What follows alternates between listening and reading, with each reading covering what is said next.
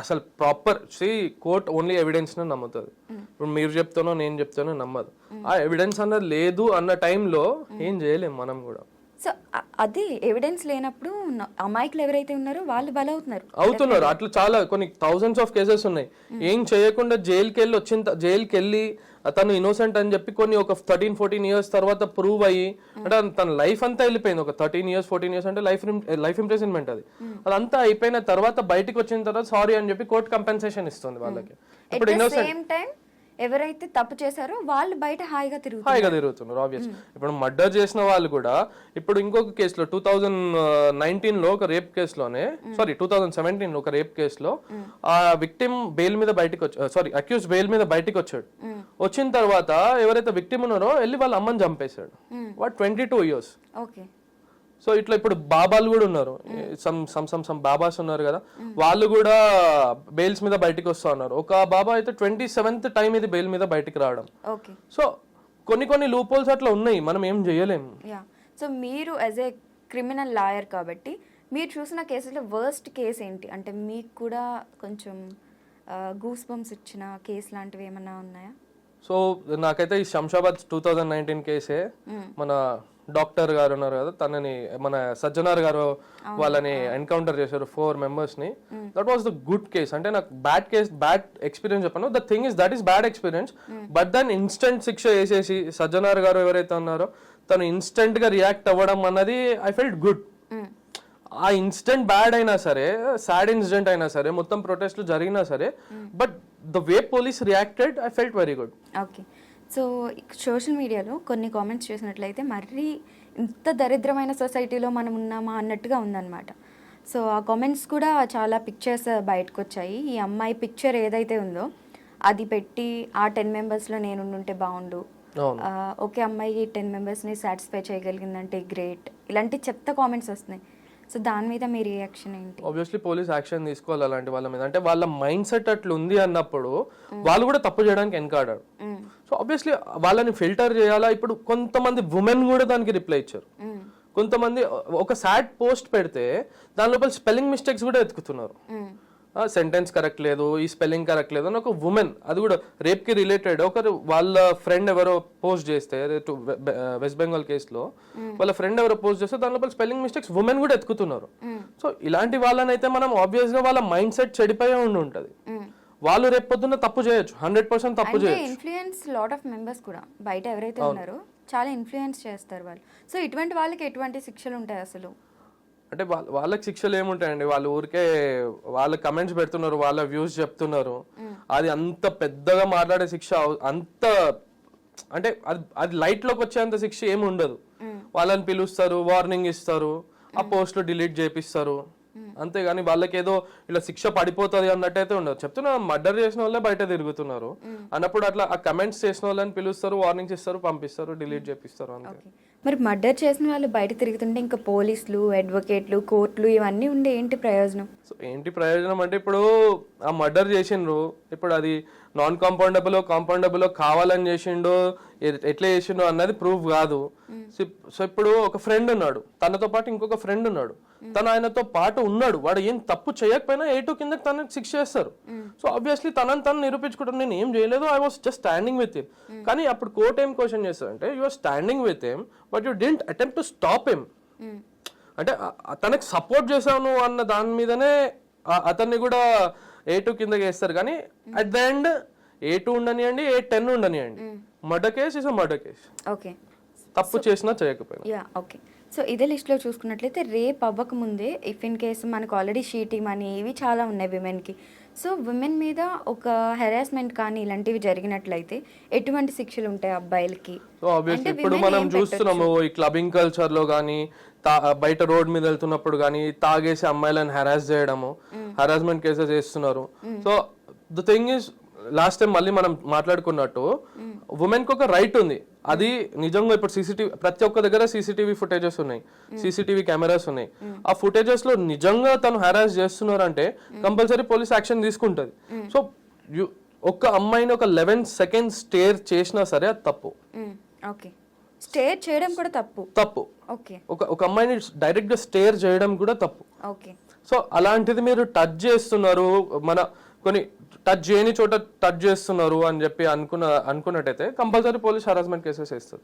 Okay, if in case live in లో ఉండి తర్వాత అమ్మాయి విడిపోవాలనుకుంటే అది వాళ్ళిద్దరు మ్యూచువల్ అండర్స్టాండింగ్ మీద ఉంటుంది. ఓకే, సో ఒకవేళ విడిపోవాలనుకున్నప్పుడు అబ్బాయి ఫోర్స్ చేస్తున్నాడు అనుకోండి, ఆబ్వియస్లీ తను ఫోర్స్ చేస్తున్నాడు, టార్చర్ పెడుతున్నాడు అని చెప్పి తను కంప్లైంట్ ఇవ్వచ్చు. సో ఇప్పటి వరకు ఉన్న అప్డేట్స్ ప్రకారం లేటెస్ట్ అప్డేట్ ఏంటి కోల్కతా కేసులో, అండ్ నెక్స్ట్ ఎటువంటి యాక్షన్స్ తీసుకుంటారు? యాక్చువల్లీ సిబిఐ ఈ రోజు రిపోర్ట్ సబ్మిట్ చేయనుంది.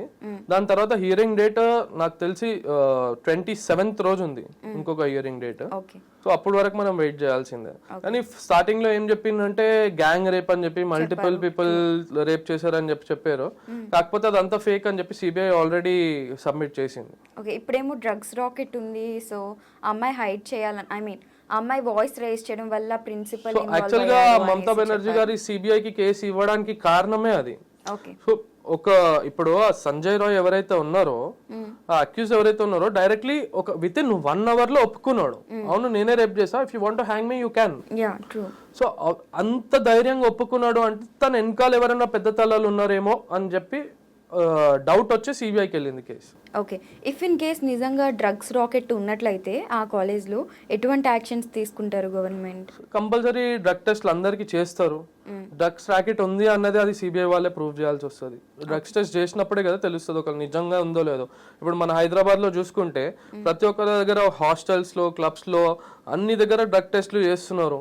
సో ఆబ్వియస్లీ అక్కడ కూడా చేస్తుండొచ్చు మరి, ఒకవేళ ఆ డౌట్ ఉంటే. ఓకే, సో నాకు వచ్చిన మేజర్ డౌట్ ఏంటంటే if in case like alcohol తీసుకునే వాళ్ళు, ఈ క్లబ్బింగ్ కల్చర్ ఎవరికైతే బాగా అలవాటు, రోజు వెళ్ళే అలవాటు ఉందో వాళ్ళలో ఎక్కువ డ్రగ్స్ తీసుకోవడం అనేది ఉంటదన్నమాట. సో ఆల్కహాల్ తీసుకున్నప్పుడు ఎక్కువ అట్లా అనుకోవడం కన్నా, సో నాకు తెలిసినంత వరకు నేనేం చెప్తున్నానంటే ఈ డ్రగ్స్ అన్న గ్యాంగ్ సపరేట్ ఉంటది, ఆల్కహాల్ తాగే పీపుల్ సపరేట్ ఉంటారు. అంటే they vibe with the alcohol, the people who take drugs the vibe with the drugs. అంటే వాళ్ళకి ఇంకా ప్రపంచంతో సంబంధం లేదు, సంబంధం లేకుండా ఉంటారు. సో ఆబ్వియస్లీ క్లబ్బింగ్ వాళ్ళు కూడా తను ఇప్పుడు మనం జనరల్ గా అనుకుంటే మన గోర్లో కూడా డ్రగ్స్ పెట్టుకొని తీసుకెళ్లొచ్చు అంట, ఎంత చెక్ చేస్తారు వాళ్ళు కూడా. సో ఆబ్వియస్లీ వాళ్ళంతలో వాళ్ళకే రియలైజేషన్ రావాలి, that is not good for us అని చెప్పి. ఓకే, ఎందుకు డ్రగ్స్ మీద అంత నిఘా పెడతారు? బేసిక్ గా చిన్నది దొరికినా కానీ చాలా పెద్ద కేసులు అవుతాయి. వై అంటే ఆబ్వియస్లీ అది మన సొసైటీని పాడు చేస్తుంది. ఇప్పుడు ఈ రేప్స్ జరగడానికి కారణం కూడా, ఇప్పుడు కొంతమంది గంజాయి తాగుతారు, డ్రగ్స్ తీసుకుంటారు, ఆల్కహాల్ లో ఉంటారు, ఆ నషాలో ఇంటాక్సికేటెడ్ ఉన్నప్పుడు వాళ్ళు ఏం చేస్తున్నారో వాళ్ళకే అర్థం కాదు. హాఫ్ ఆఫ్ ద రేప్స్ ఈ డ్రగ్స్ తీసుకోవడం వల్ల, ఈ గంజాయి తాగడం వల్ల, ఫుల్లీ ఇంటాక్సికేటెడ్ అవ్వడం వల్లనే రేప్స్ కూడా జరుగుతున్నాయి. సో ఆబ్వియస్లీ అది కూడా మన సొసైటీకి ఉన్న ప్రెసెంట్ గవర్నమెంట్ కి తప్ప పేరు తెచ్చినట్టే కదా, చెడ్డ పేరు వచ్చినట్టే అది. సో ఆబ్వియస్లీ కంపల్సరీ ఆ డ్రగ్స్ అన్నప్పుడు అది వేరే వాళ్ళకి హాని, వాళ్ళకన్నా వాళ్ళు ఏమైనా చేసుకోనండి, కానీ ఆ డ్రగ్స్ తాగిన స్టేట్ లో వేరే వాళ్ళని కొట్టడము, వాళ్ళని అబ్యూజ్ చేయడము, ఉమెన్ ఉంటే రేప్స్ అవ్వడము, ఈ డ్రగ్స్ స్టేట్ లోనో ఇంకా గంజాయి స్టేట్ లోనే కదా అవుతుంది. అదే స్టేట్ ఆఫ్ మైండ్ లో అవుతుంది. రీసెంట్ గా సెలబ్రిటీస్ కూడా ఒక ఇష్యూలో బాగా దొరికారు, డ్రగ్స్ తీసుకుని రేవ్ పార్టీలో. Exactly, Bengaluru rave party. So rave parties నే బ్యాన్ చేస్తే అయిపోద్ది కదా, ఎందుకంటే ఆబ్వియస్లీ రేవ్ పార్టీస్ బ్యానే ఉన్నాయి, బ్యాన్ చేసే అవసరం లేదు, ఆల్రెడీ దే ఆర్ బ్యాన్. ఇప్పుడు రేవ్ పార్టీస్ అన్న కల్చర్ మన కల్చరే కాదు, అది ఫారెన్ కల్చర్. మన దగ్గర ఎప్పటి నుండో బ్యాన్ ఉన్నాయి. కాకపోతే ఇప్పుడు ఫ్రెండ్స్, ఇప్పుడు ఆల్ ఆర్ ఈక్వల్ అన్నప్పుడు ఫ్రెండ్స్ కలిసి పార్టీ చేసుకుంటున్నా సరే, నార్మల్ ఒక చిన్న పార్టీ చేసుకున్నా సరే దాన్ని రేవ్ పార్టీ అన్న పేరుతోనే తీస్తున్నారు.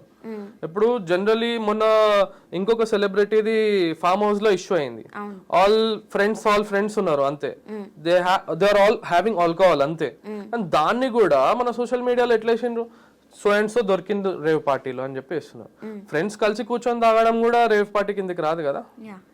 సో యాజ్ ఆఫ్ నౌ ఉన్న అప్డేట్ ప్రకారం అయితే ఈ రోజు సిబిఐ రిపోర్ట్ సబ్మిట్ చేశారన్నారు కదా, ఈ సిబిఐ అనేది ఎన్ని డేస్ జరుగుతుంది మనకి ఇన్వెస్టిగేషన్ అంతా? సో ఇప్పుడు డైరెక్ట్ చీఫ్ జస్టిస్ గారు చూస్తున్నారు కాబట్టి 9 జడ్జెస్ బెంచ్ ఉంది.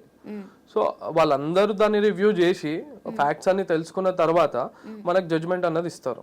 సో అప్పటి వరకు మనం వెయిట్ చేయాలి. ఎన్ని డేస్ ఎక్స్పెక్ట్ చేయొచ్చు మనం? ఇప్పుడు డిపెండ్స్, నెక్స్ట్ హియరింగ్ అయితే 27th అని చెప్పి అంటున్నారు. So we have to wait till then. Okay, అప్పుడు కూడా we will get another update కానీ there is no full stop. Exactly no full stop అంతే. ఓకే. అంటే ఇంత ఇమీడియట్ గా అయితే తనకు శిక్ష పడిపోతుంది, తీసుకెళ్లి ఉరి తీసేస్తారు అన్నట్టయితే కాదు.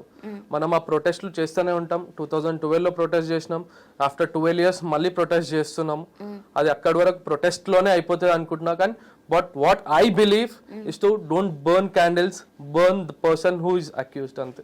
But I have a doubt that Sanjay రాయే నేనే రేప్ చేశాను అని ఒప్పుకున్న తర్వాత అండ్ ఆ అమ్మాయి నెయిల్స్లో కూడా ఏదైతే బ్లడ్ ఉందో సంజయ్ రాయ్ బాడీ మీద ఉన్న స్క్రాచెస్తో మ్యాచ్ అయిందని చెప్పారు. సో మ్యాచ్ అయిందని చెప్పినప్పుడు మరి ఎందుకనేసి ఆ అబ్బాయిని ఇంకా ఉరి తీయట్లేదు? అంటే తన వెనకాల ఎవరున్నారో కూడా తెలుసుకోలేదు కదా. అంత డైరెక్ట్ గా ఇప్పుడు 150 milligrams ఆఫ్ సీమెన్ దొరికింది అని చెప్పి కూడా మధ్యలో వచ్చింది కదా, 150 milligrams ఆఫ్ సీమెన్ దొరికింది అని చెప్పి.